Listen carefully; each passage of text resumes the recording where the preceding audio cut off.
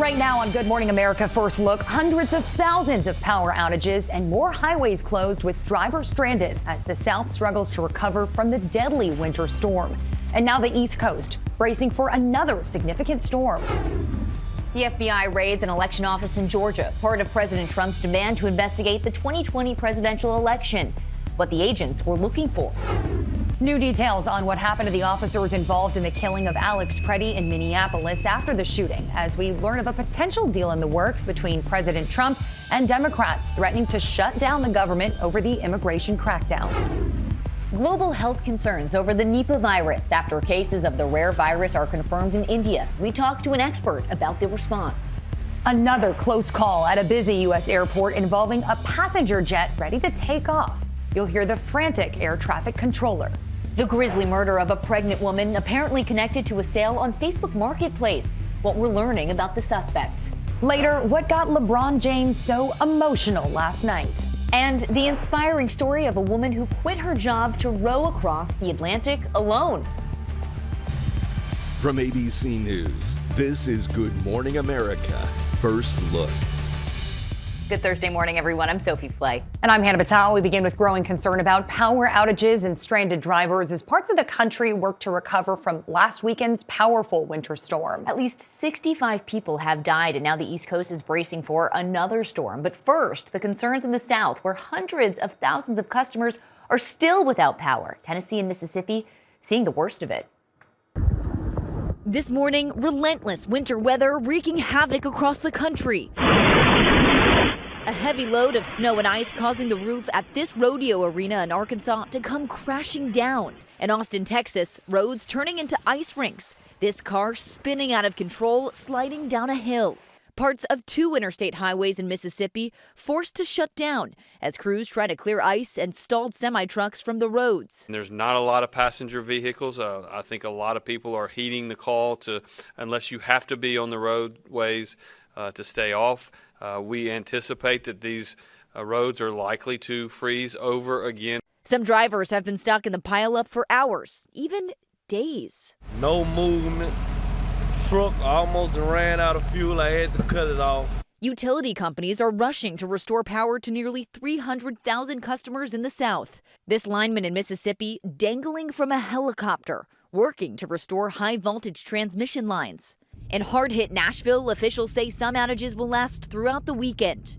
In Frisco, Texas, a community is mourning the death of 16-year-old Grace Brito, the second teen to die in a sledding accident that killed her best friend. The pair were on a sled being pulled by a car when they hit a tree. As response teams try to dig out from last weekend's storm, another storm is set to hit the East Coast this weekend. We're getting more confident in the storm track and some snows in the Carolinas. More of a glancing blow I-95 corridor into the upcoming weekend. Still could be heavy snows parts of Long Island, maybe Cape Cod as well. At least half a foot of snow could fall from Georgia to Virginia. Temperatures in the teens are expected to hit Florida this weekend. We'll check your forecast in a few moments. The FBI is now at the center of President Trump's anger over losing the 2020 election. Agents yesterday seized voting records from Fulton County, Georgia, after President Trump ordered the Justice Department to investigate his false claim that the election was stolen. The warrant shows agents were looking for ballots and voter rolls and tapes from voter machines. Local election officials say they're now worried about preserving those records. We don't know where they're being taken. We don't know what's going to happen to them. So we can no longer, and I can no longer, as chair of this board, satisfy not only the citizens of Atlanta, but the citizens of the world that those ballots are still secure. Democrats say they are outraged after the director of national intelligence, Tulsi Gabbard, was seen outside that election office during the FBI search. One senator calling it a breach of trust, saying Gabbard did not inform Congress of her actions. 2 federal officers involved with the shooting of Alex Pretti in Minneapolis have been placed on leave. Attorney General Pam Bondi visiting the city alongside Borders Czar Tom Homan, who's now leading the immigration crackdown in Minnesota. And overnight, word of a possible deal to avoid a government shutdown over all this. ABC's Nicole D'Antonio has the details. Nicole, good morning. Sophie, good morning. President Trump is reportedly close to reaching a deal that would address Democrats' concerns about the tactics being used by federal agents in Minnesota and elsewhere to avoid a partial government shutdown this weekend. Overnight, the New York Times reporting President Trump and Senate Minority Leader Chuck Schumer are close to reaching a deal to negotiate possible new restrictions on immigration agents. It comes after Democrats threatened to partially shut down the government by blocking funds for Homeland Security amid outrage over the fatal shootings of Alex Pretti and Renee Good by federal agents. Democrats are demanding new rules on warrants and personal identification, and they want to ban agents from wearing face masks. No more anonymous agents. No more secret operatives. Meanwhile, new video appears to show Alex Pretti 11 days before he was shot kicking a federal vehicle. Agents are seen tackling him to the ground and he walks away, a gun visible on his waistband. President Trump reposting the video on social media last night, but not commenting on it. It comes as Minnesota Congresswoman Ilhan Omar, an outspoken Trump critic, speaks out one day after a man charged at her, spraying her with an unidentified liquid. I think my presence here should tell you that the fear and intimidation doesn't work on me. Unrest over the immigration crackdown not limited to Minnesota. In Texas, protesters clashing with officers outside a detention facility where 5-year-old Liam Ramos and his father are being held. This photo of Liam before he was taken into custody drew widespread outrage. ICE saying the boy's father abandoned him. Democratic Texas Congressman Joaquin Castro visited Liam and his father yesterday. His father said that Liam has been very depressed since he's been at Dilley, that he hasn't been eating well. He's been asking about his family, his mom, and his classmates, and saying that he wants to go be back in school. A judge is now blocking their deportation as their legal battle plays out. The chief federal judge in Minnesota now claims immigration agents and officials have violated nearly 100 court orders so far. And as for that potential deal between President Trump and Senator Schumer, the Times reports the deal would separate Homeland Security funding so that Democrats can approve funding to keep other federal agencies running. And Borders' Tom Homan has scheduled a news conference in Minneapolis this morning to potentially discuss any changes in immigration tactics. Hannah. Will be interesting to see what comes out of that, Nicole. Thank you. New York City police are investigating a possible hate crime after a driver slammed into a Brooklyn synagogue. Officers saw a car slam into the rear entrance, back up, then hit the door again. The driver is now in custody. A potentially deadly virus is triggering new global health concerns. It's called the Nipah virus. Officials in India say they've contained the virus after confirming 2 cases. Nearly 200 people are in quarantine. Other Asian countries are boosting airport screenings. The CDC says it's monitoring the situation. The virus can be transmitted from animals like pigs and bats. It often requires prolonged exposure. For example, those who were sickened from this virus were often caregivers of those who were already sick. And really important here, it's not airborne. I think that you should hold concern, but there's no reason to panic. There's no vaccine or treatment for Nipah virus. Now to another close call at a busy American airport. We're hearing the frantic air traffic controller responding moments before what could have been a disaster. An investigation is underway after a near miss involving a passenger plane at San Antonio's airport. A Southwest Airlines jet traveling more than 100 miles per hour was forced to abort takeoff when a small propeller plane took a wrong turn and entered the same runway without clearance. Cancel takeoff clear, Southwest. Southwest saying the flight later departed for Dallas uneventfully. The incident coming the same day the head of the NTSB warned about crowded airspace in parts of the country in the wake of the deadly midair crash over Washington last year, saying this about the risk for a similar collision in Southern California. The next midair is going to be at Burbank. And nobody at FAA is paying attention to us. In response, the Burbank airport saying safety is its top priority, adding work to help alleviate the risks at the airport has been underway since immediately after the midair collision near Reagan National Airport last year. The FAA says after that crash, it's been using AI tools to identify similar hotspots with high volumes of mixed helicopter and airplane traffic to make safety improvements. Despite the new safety warning, the number of crashes last year was the lowest since 2020. Time now for your Thursday weather. Good morning. It's one polar push after another in the east. Boy, it would be nice to be in the southwest. Otherwise, more snow showers in the Great Lakes, even more severe Arctic chill coming in and lasting into the weekend. Sub-zero wind chills, Great Lakes into the northeast, feels like freezing all the way down to Florida. Watching the storm track of the weekend. Looks like snow in the Carolinas, coastal impacts in terms of winds and coastal flooding. A glancing blow I-95 corridor, although just east of Boston and New York could be some heavier snows. Behind the system, some record cold down in Florida, maybe the coldest temperature since 2010 in Orlando and Miami. That's your forecast. I'm ABC News meteorologist Lee Goldberg. Coming up, a car crashing off a cliff. The efforts to save the driver. Also ahead, another murder apparently connected to Facebook Marketplace. This time, a pregnant woman is the victim. And later, what got LeBron James so emotional last night? A scary scene on the top of this cliffside in Southern California. A driver veered off the road and plunged down that hill and was trapped inside her car. Emergency crews scrambling to free her. Then this helicopter hoisted her up and airlifted her to a nearby hospital. Terrifying moments for a mother in California after her 7-month-old swallowed a hair clip. She called 911 when the baby started choking. The first police officer to arrive performed the Heimlich maneuver, and the baby was soon able to breathe. The officer says his training kicked in. Coming up, the danger to your health if you're a night owl. Also ahead, the Virginia man accused of killing his wife so he could be with the family's au pair takes the stand. Underdone with the right hand! James has to fire and score! A tribute video played in honor of LeBron James brought the 41-year-old to tears last night in what could be his final game in Cleveland.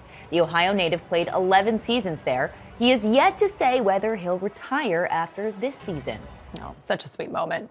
All right, listen up, night owls. There's new evidence that staying up late might actually be harming your health. Researchers now say people who are more active late at night could have worse heart health than the average person because of changes in their internal clock. They say night owls tend to find it harder to avoid smoking and snacking and find it harder to keep an exercise routine. We turn now to the Virginia man accused of killing his wife so he could be with the family's au pair. He's using 2 words to describe the charges against him. Brenton Banfield took the stand at his murder trial and denied plotting with his children's au pair to kill his wife, Christine. That is absolutely crazy. He's also charged with murdering Joseph Ryan, the man prosecutors say was lured to the family home in Fairfax County, Virginia, as part of an elaborate plan. Juliana Perez Magalhaes, the au pair, who is the prosecution's star witness, testified Banfield told her he wanted to get rid of his wife, but Banfield claiming the allegations are not serious. Did you ever create any sort of a plan with Juliana? No, there was no plan. I think that it's an absurd line of questioning for something that is not serious. Banfield says both he and his wife had affairs throughout their marriage, but he acknowledged she did not know about his romance with the au pair. Did you love your wife? Very much. Did you want to continue your marriage with your wife? Yes. Do you love your daughter, Valerie? More than anything. Earlier in the trial, Magalhaes testified she saw Banfield stab his wife. I was able to see him stabbing her. The jury was shown police body camera video of Banfield in the hospital, being told his wife did not survive. Your wife has died. Those were enormous wounds, and it's not. There were so many. Banfield is due back on the stand today. Coming up, new insight as to why Bill Belichick was denied entry into the Hall of Fame. Plus, meet the 2-year-old snooker champion.